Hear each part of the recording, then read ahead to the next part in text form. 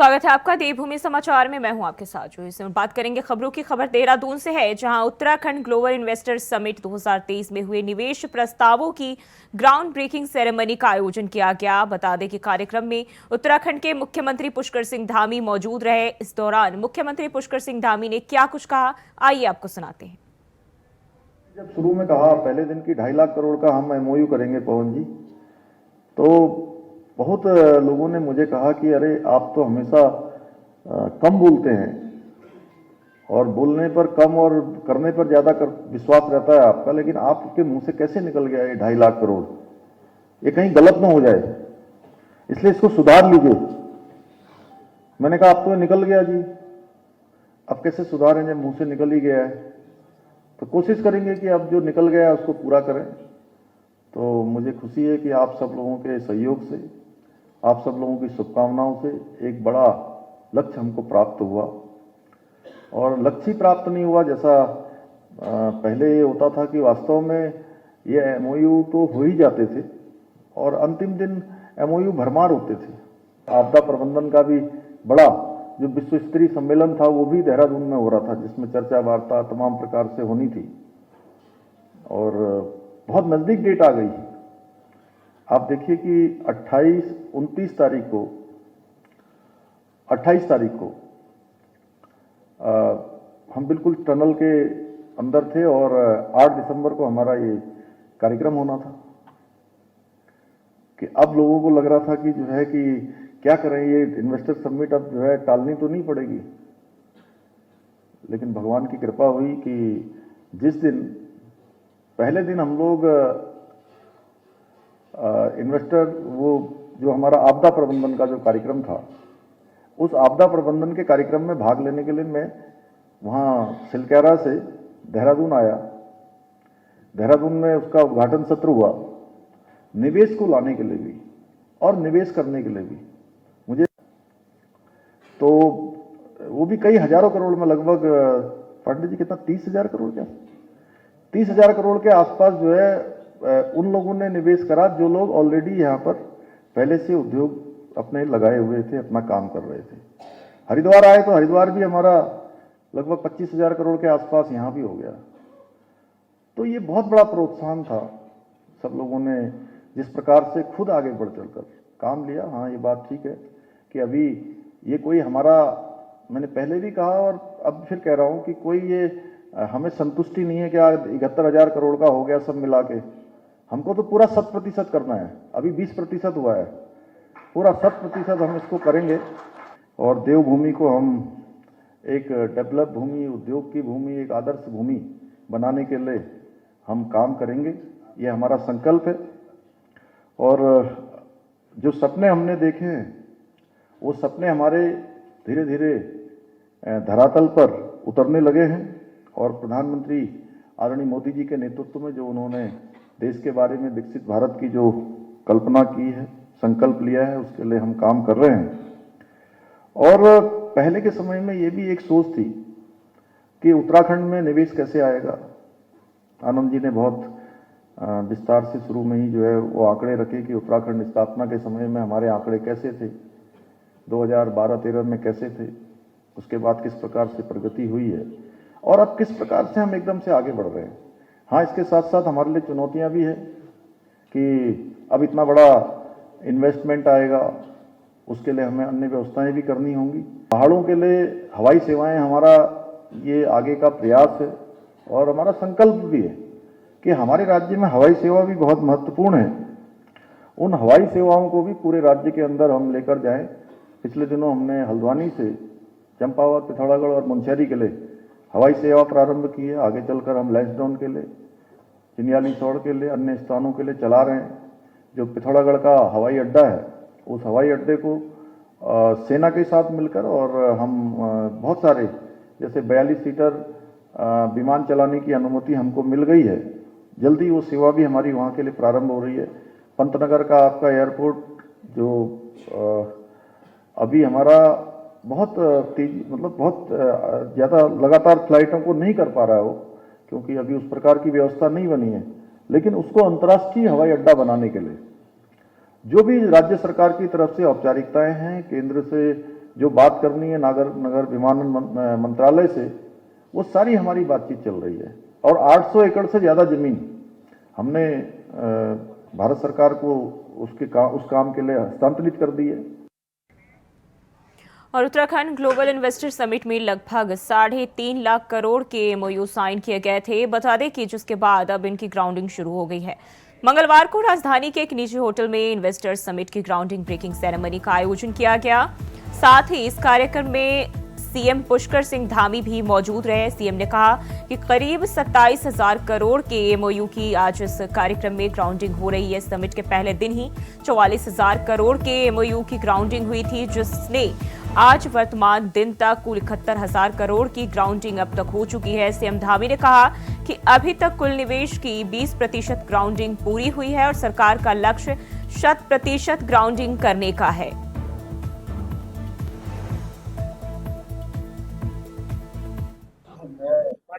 सबसे पहले तो हमारे राज्य के अंदर जो हमारे उद्योग समूह के लोग हैं, उद्योगों के प्रतिनिधि हैं, उद्योग समूह चलाने वाले हमारे संस्थान, उन सभी का मैं धन्यवाद करना चाहता हूँ कि उन्होंने हमारे ब्रांड एम्बेसडर के रूप में काम किया। लगातार हमको बहुत सारी अपने सुझाव दिए, संवाद किया, बहुत सारे भविष्य में क्या काम हो सकते हैं उन सब के बारे में बताया और हर पल उन्होंने हमारा साथ दिया। फिर मैं माननीय प्रधानमंत्री जी का भी उत्तराखंड की देवतुल्य जनता की ओर से धन्यवाद करना चाहता हूँ।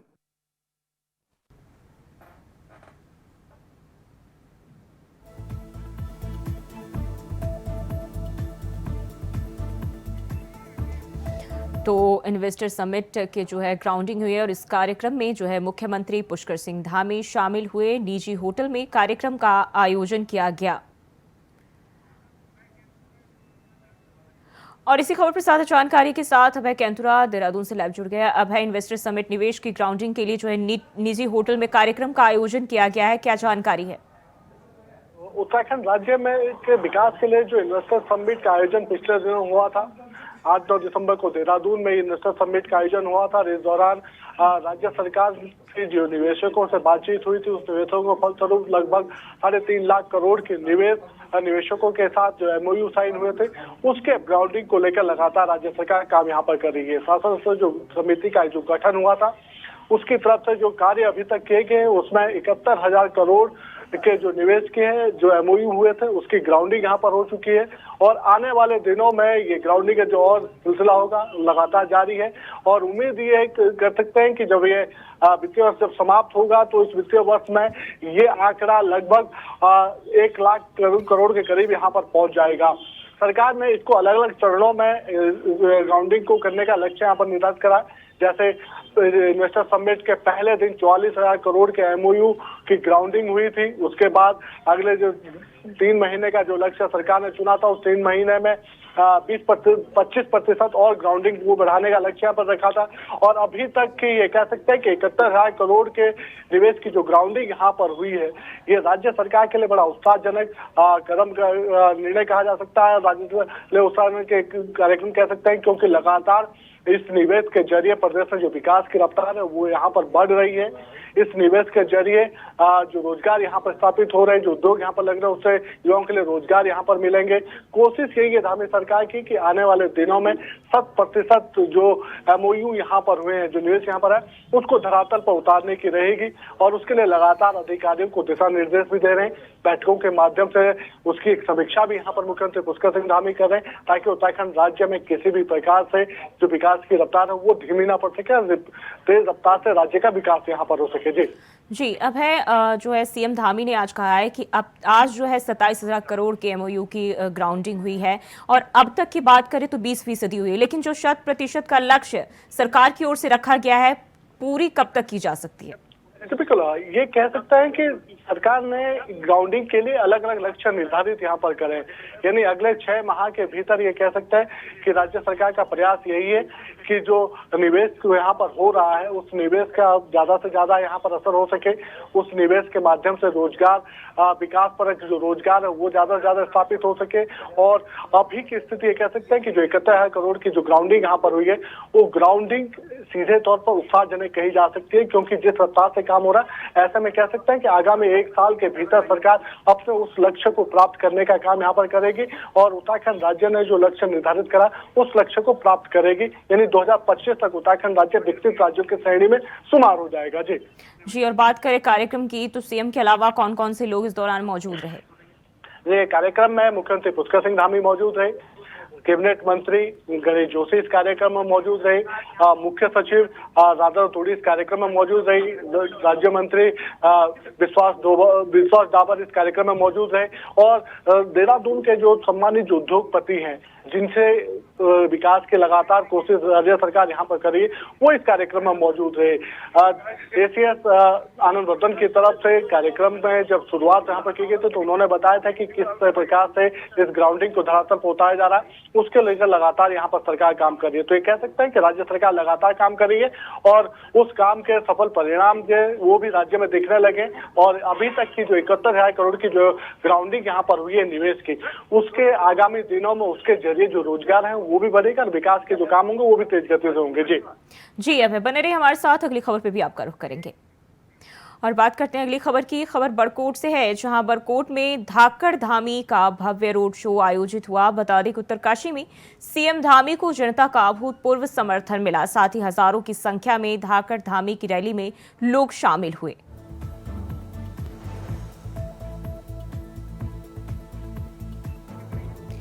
तो बड़कोट में जो है धाकड़ धामी भव्य रोड शो का आयोजन किया गया और सीएम को यहां जनता का समर्थन मिलता हुआ दिखाई दिया, जब भारी तादाद में लोग उनके साथ जो है उनके समर्थन में खड़े दिखाई दिए। एक हुजूम जो है लोगों का यहां इस दौरान उमड़ पड़ा था।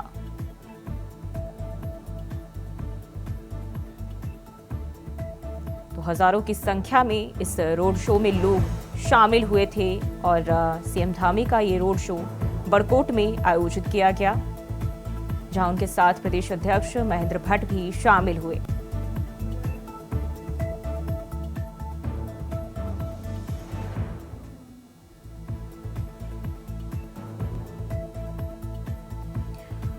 तो सीएम को साफ तौर पर जनता का समर्थन मिलता हुआ दिखाई दिया, जहां जो है भारी तादाद में लोग इकट्ठा हुए और मुख्यमंत्री के समर्थन में नजर आए।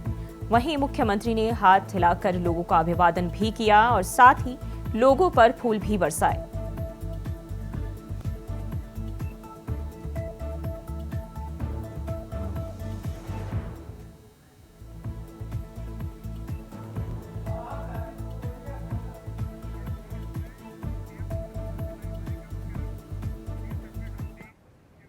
और सीधे चलते बड़कोट, जहां सीएम पुष्कर सिंह धामी लाइव क्या कुछ कह रहे, चलिए आपको सुनाते हैं।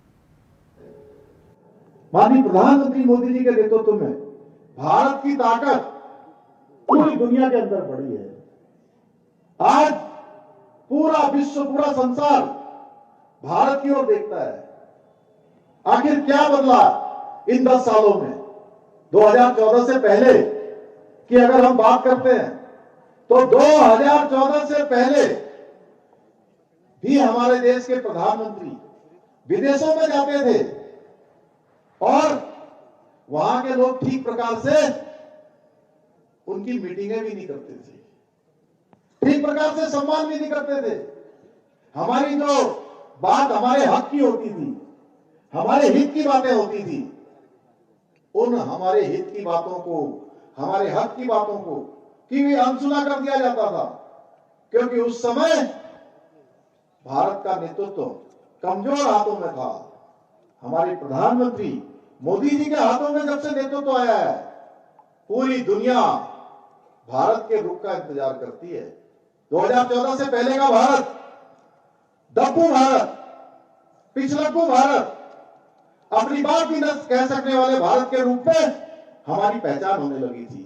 भाइयों बहनों, उस सब दबेपन से भारत को उभारने का काम किसी ने किया है तो भारत मां के लाल नरेंद्र मोदी जी ने किया है। भाइयों बहनों, हमारे प्रधानमंत्री जी के नेतृत्व में देश के अंदर जो समाज के अंतिम छोर पर खड़े हैं, जिनको विकास की जरूरत है, जिनको योजनाओं की आवश्यकता है, उनके लिए योजनाओं को देने का काम हुआ है। पहले योजना किसके लिए बनती थी? योजना कुछ लोगों के लिए बन जाती थी। हमारी वो माता जी वहां बैठी हैं, गर्दन हिला रही हैं, वो देखिए। पहले योजना बनती थी कुछ एक लोगों के लिए, और मोदी जी के बाद, प्रधानमंत्री बनने के बाद महेंद्र भट्ट जी गिना रहे थे कि हर एक किसी को राशन दिया जा रहा है। कोरोना महामारी आई, सबको वैक्सीन लगाई गई, हमारी बहनों को लखपति दीदी बनाने का काम चल रहा है, बेटियों को पढ़ाने के लिए बेटी बचाओ बेटी पढ़ाओ अभियान चल रहा है, जन धन में खाते खुलवाए गए, किसान सम्मान निधि लागू की गई, प्रधानमंत्री आवास योजना में 4 करोड़ लोगों को, और 4 करोड़ में से भी 70% जो मकान है, मकान की चाबी हमारी बहनों को देने का काम हुआ है, हमारी मातृशक्ति को देने का काम हुआ है, उनको लखपति बनाने का काम हुआ है। आयुष्मान भारत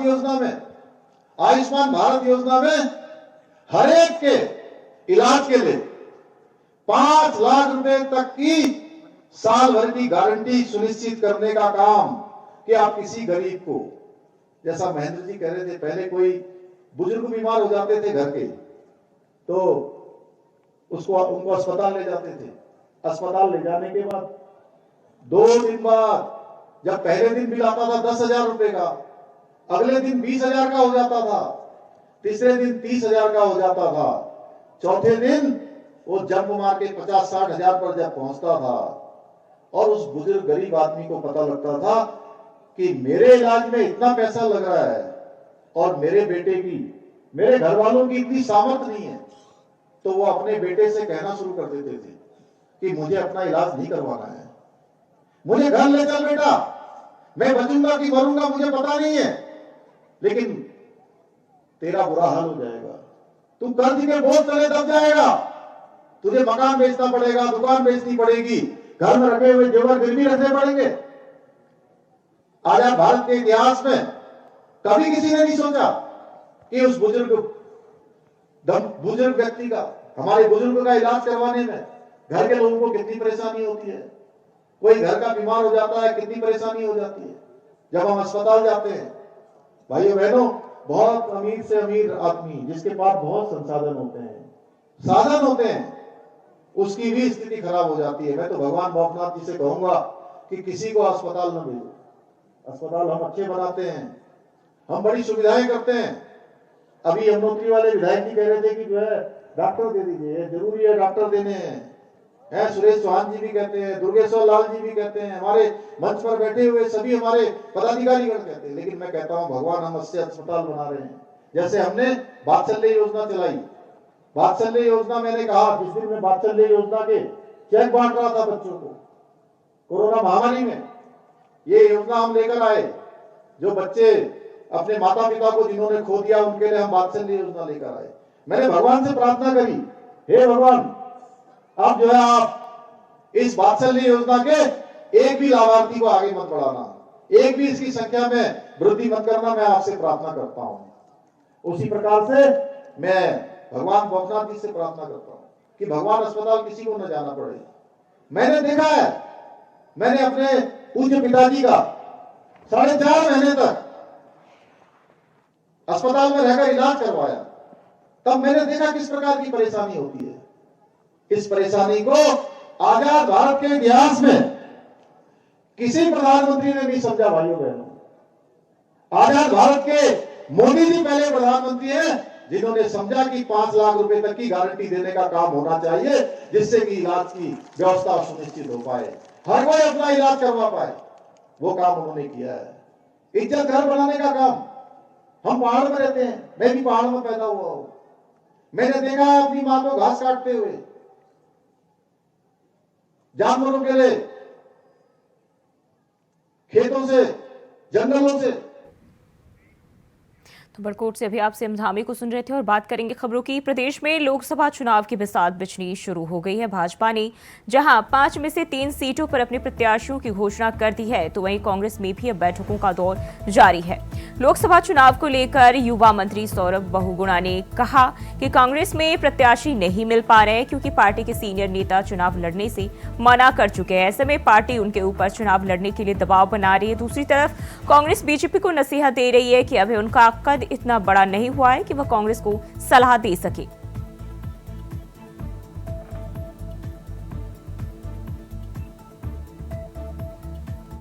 बहुगुणा जी कुछ जल्दी में लगते हैं। हेमवती नंदन बहुगुणा जी इस बात को कहते थे, एक बार को समझ में आती। और सौरभ अच्छे व्यक्ति हैं, अच्छा काम भी करने की कोशिश कर रहे हैं, परंतु अभी इतने बड़े नहीं हुए कि कांग्रेस के सीनियर नेता उनसे जाकर ये कहेंगे कि साहब हम लड़ना नहीं चाहते और उनको जबरदस्ती लड़ाने की कोशिश हो रही। तो सौरभ बहुगुणा जी का अभी कद इतना नहीं बढ़ा हुआ है, पहली बार मंत्री बने हैं, निश्चित ही कांग्रेस से गए थे और उसका लाभ उनको मिला है, वहां बीजेपी ने उनको पद दिया है, परंतु अभी उनका कद इतना बड़ा भी नहीं होगा कि कांग्रेस के बड़े नेता और सीनियर लीडर्स उनसे जाके राइट। मुझे लग रहा है कि कुछ सीटें निर्विरोध ना हो जाए, क्योंकि कुछ कांग्रेस के अब जबरदस्ती किसी को टिकट थमा दिया जाए तो लड़ने के लिए तो ठीक है, लेकिन मुझे नहीं दिखता कि कुछ सीटों पर तो इनके पास कैंडिडेट ही नहीं है लड़ने के लिए। और बहुत लोगों से हम भी टच में है जो ये कह रहे हैं कि भाई साहब हमको जबरदस्ती बोला जा रहा है लड़ने के लिए, लेकिन हम इंटरेस्टेड नहीं है। तो हो सकता है एक दो सीट निर्विरोध भी हो जाए। पहली बार उत्तराखंड में ये ऐतिहासिक बन जाए। और लोकसभा चुनाव शांतिपूर्ण ढंग से पूरे कराने के लिए पुलिस प्रशासन हर संभव प्रयास कर रहा है। उसी क्रम में शांति व्यवस्था को लेकर जसपुर में पुलिस और एसएसबी के जवानों ने शहर में फ्लैग मार्च निकाला। फ्लैग मार्च अपर पुलिस अधीक्षक काशीपुर अभय सिंह के नेतृत्व में कोतवाली जसपुर से शुरू होकर नगर के कई मार्गों से होते हुए सुभाष चौक पहुंचकर खत्म हुई। अपर पुलिस अधीक्षक काशीपुर अभय सिंह ने बताया कि सामान्य लोकसभा चुनाव 2024 आने वाला है, इसी के तहत एक कंपनी मिली है। एसएसबी के जवानों को चुनाव में हमारे साथ काम करना है।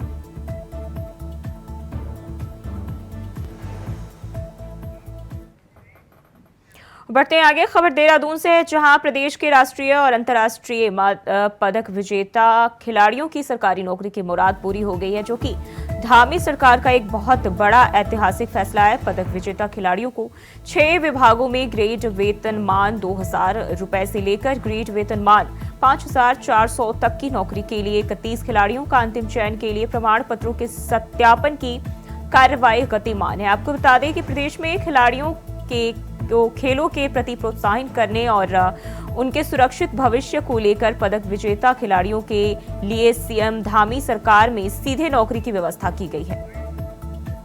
उनके हित में आउट ऑफ टर्न की व्यवस्था खेल विभाग ने और माननीय मुख्यमंत्री जी ने एक ये सुंदर अवसर हमारे खिलाड़ियों को दिया है, जहां पर वे नेशनल या इंटरनेशनल मेडल लाए हुए बच्चे विभाग के द्वारा जो आउट ऑफ 10 जॉब निकाला गया है उस विज्ञप्ति के माध्यम से आवेदन कर सके।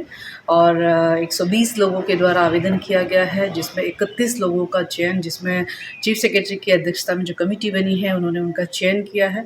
उनकी सत्यापन की प्रक्रिया गतिमान है और मुझे बताते हुए खुशी है, जैसी यह सत्यापन की प्रक्रिया पूर्ण हो जाती है, इन 31 लोगों को चाहे वो युवा कल्याण विभाग हो, चाहे वो खेल विभाग हो, चाहे वो पुलिस विभाग हो, चाहे वो फॉरेस्ट का डिपार्टमेंट हो, उनमें उनको नियुक्तियां दी जाएंगी और ये नियुक्ति पत्र माननीय मुख्यमंत्री जी के कर कमलों से उन्हें दी जाएगी। तो मुझे लगता है कि ऐतिहासिक निर्णय राज्य सरकार की ओर से खेल के क्षेत्र में हुआ है। और देवभूमि समाचार में फिलहाल के लिए बस इतना ही। खबरों के लिए बने रहिए इंडिया वॉइस के साथ।